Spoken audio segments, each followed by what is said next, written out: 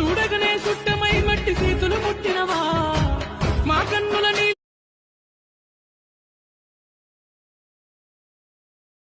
అందరూ మౌనంగా తల్ల ఉంచి కళ్ళు మూసుకోండి. యేసయ్యని మన మధ్యలోకి ఆహ్వానిస్తున్నాం.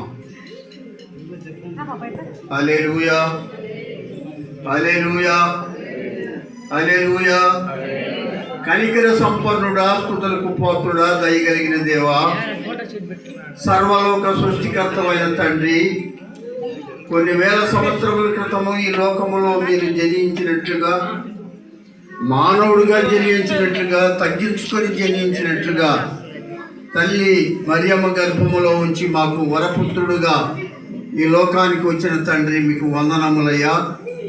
ఆయా కాలములైతే గడిచిపోతున్నవి ప్రభు, మార్పు లేదు ప్రపంచంలో.